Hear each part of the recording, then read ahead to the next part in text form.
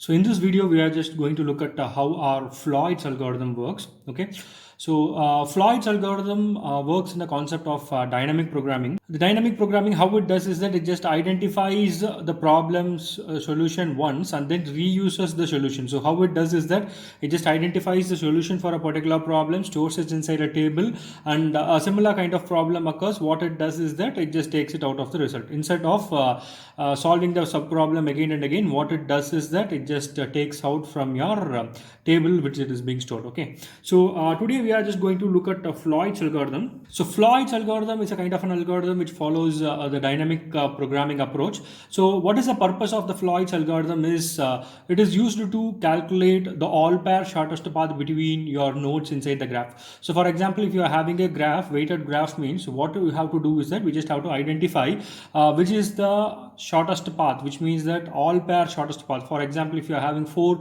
number of nodes means you have to calculate all the shortest path between all the four nodes, right? So this is what we call it as all pair shortest path. Your Floyd's algorithm helps in identifying the all pair shortest path with the help of the dynamic programming approach. Okay, so here we just shall look at with an example. So I'll just draw a graph. So if you look at the graph, you will be getting an idea, right? So it is an weighted directed graph. So it has a direction and it also has a weight in it. Okay, so what we have to do is that we just have to calculate the all pair shortest path for this particular graph. Okay, so how we are going to do it is we are just going to calculate the distance matrix. Okay,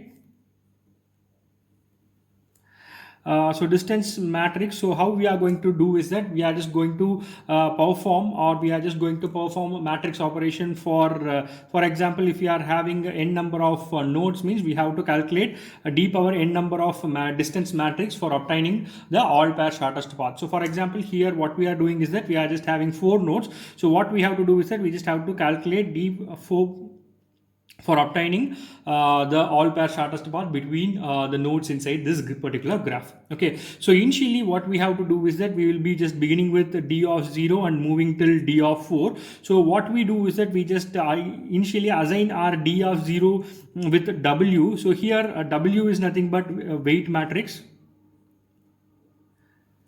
So W is the weight matrix. So how we are just going to calculate the W value is, so you have to construct a matrix out of the given graph. Okay, so for example, here right now I'll just construct a matrix W. Okay, so how am I going to construct this? So for example, A, B, C, D are the nodes. So I'll similarly A, B, C, D are the nodes. I'll just write down the nodes, right? So what I'll do is that what is the path which just takes from A to reach to A. Okay, so initially from A to A the path will be 0, so I'm just marking it as 0. From A to B, what will be the path I will be calculating? So from A to B there is no direct path yet, so what I do is that I just mark it as infinity. So from A to C I'll just look whether there is a path. So from A to C there is a path and the value of the path is 3, so I'm just marking it as 3 over here, right? So from A to D, whether there is a direct path, so there is no direct path, so I'm just marking it as infinity. So whenever there is a direct path, you just mark the weight of it. If there is no direct path, what you do is that you just mark it as infinity. Why? Because is that there might be a path which connects through some other nodes, right? So during that particular time we cannot say that there is no path. So if you don't know the path, what we do, we just mark it with infinity. Okay, so here what am I going to do is similarly I just have to complete the matrix. So from B to A, so B to A there is a path, so that is 2. So B to B is going to be 0. So B to C there is no path, so I'm just marking it as infinity. And B to D, so B to D there is no path, I'm just marking it as infinity. So simply we just shall identify it. So how we can do it is, so for example you just take the node C. So how many outgoing nodes are there? So there are 2 outgoing nodes from C, which is nothing but B and D. So for B I'm just marking it as 7, and then D I'm just marking it as for B I'm just marking it as 7, and for D I'm just marking it as 1, right? So this is 0, sorry. Okay, so and then the remaining nodes, so C to A there is no path from C to A directly, so I'm just marking it as infinity over here, right? So similarly, how many outgoing nodes are there from your D? So D, there is only one outgoing node, which is nothing but your A. So what is the cost of it? So the cost of it is going to be 0. So I'm sorry, 6. I'm just marking it as 6, right? So from D to D, the path is going to be 0. So the remaining nodes, I'm just marking it as infinity. So this is how I just calculate the weight matrix. Okay. So once after calculating the weight matrix, what I will do is that I'll just assign it to my D0, right? So my D0 is equals to, so the direct weight matrix which we have obtained, right? So A, B, C, D, A, B, C, D. So we will just write it down as such. So 0, infinity, 3, infinity, 2, 0, infinity, infinity, infinity, 7, 0, 1, 6, infinity, infinity, and 0. Okay, so here what we are going to do is that we are just going to apply a certain formula and then we are just going to calculate the values. So the formula which you are just going to apply is that, so for calculating the D of I comma j's value for k. So for example, if I'm just going to calculate d of 1, my k is going to be d of 1. So ij is nothing but the matrix value. So the row and the column, right? So this is the row and this is the column, right? So this is the formula which I just use it for calculating. So what is it going to be? So it is going to be the minimal of, so d of ij's previous value, k minus 1 value, right? So previous value. So for example, d1, for calculating d1, we will be taking d of 0's value. So previous value, and then d of ik of k minus 1 plus d of jk of k minus 1 for k less than or equals to 1. Okay, so this is the formula which is we are just going to use it for calculating the D matrix. Okay, so how it works, we just shall see it in a simpler manner. So for example, I'm just saying that I'm just going to calculate the value of D1 right now. Okay, so for calculating the value of D1, so similarly I'll just write down the matrix element. So A, B, C and D. So A, B, C and D, I'm just writing it down. So I'm just framing it out as a matrix. Okay, so here for this particular purpose, so you just have to consider D0 as it. Okay, so base, we have to consider D0 as its base. So here what we are going to do, we are just going to calculate the value of D1. For calculating the value of D1, what we do is that we just take D0's first row and first column and then we just highlight it. Okay, so these values, we are just looking at k minus 1, right? K minus 1. So which means that, so k is this value. So d of 0's value, we will be taking the previous one. And then for the first value, what we do is that we just highlight your first row and the first column. Okay, so generally while calculating it, so your first row and first column, which means that the highlighted values will not change. So what I do, I just write it as it. So 0, 2, infinity, 6, infinity, 3 and infinity over here. Okay, so for obtaining this value, right? So for obtaining this value, I just have to implement this formula. So what is the formula? Either the previous value, which is nothing but 0, and then or the minimal of these two combined. Okay, so obviously here 0 is there, so we cannot have any negative values while looking at the weighted matrix. So I'm just placing 0 as such. Right, so here there is infinity, right? So for this particular purpose, what we have to do is that we just have to look at the highlighted row and highlighted column and we have to add it. So we are just taking the highlighted row, highlighted column and then we are adding it. So here looking at it, so 2 and 3 are there. So combining 2 and 3, I will be just getting 5, right? And then minimum of infinity and 5. So whenever I'm just comparing minimal of infinity and 5, so 5 is the least value. So I'm just marking 5 over here. So similarly looking at it, so there is infinity and there is infinity over here. So I'm just placing infinity as such. Right, for this particular value, I just have to take the highlighted column value is 8, highlighted row value is 8. Okay, so 8 infinity. So what I do is that I just mark it as 7 as such, right? So here 0 is there, so I'm just marking it as 0. So here it is infinity, here also it is infinity, so both the values are infinity, and then the previous value is 1, so 1 I'm just making it as such.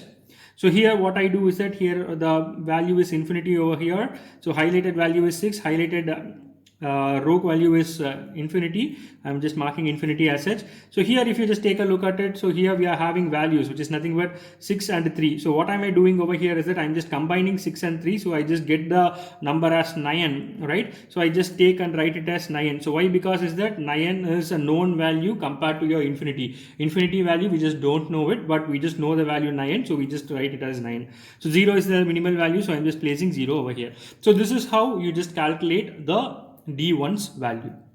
Okay, so similarly what we are going to do is that I just going to calculate the next value, which is nothing but D2 value. So for calculating the D2 value, so again I just construct the matrix. So A, B, C and D, I'm just taking the matrix, right? Okay, so here for looking at it, we just know that we are just going to do the second value. So K's value is going to be 2. So what I'm doing is that I'm just highlighting the second column, and then I'm just highlighting the second row. So here I just highlight the second row and second column. So whenever I'm just highlighting the second row and second column, so the highlighted values will not change. So I'm just marking it, I'm just placing it as such, right? Here infinity.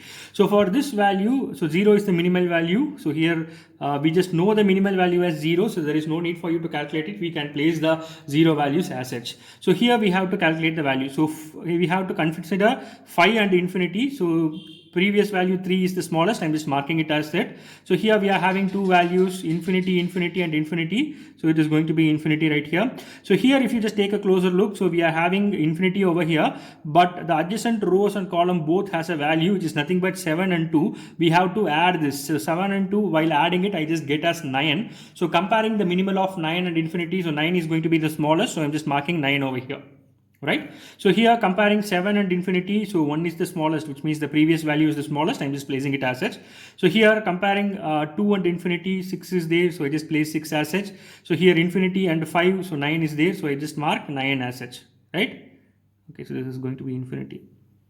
Yeah, so considering my 6 and 9, so I'm just placing, infinity and 5, I'm just placing my 9 as such, right?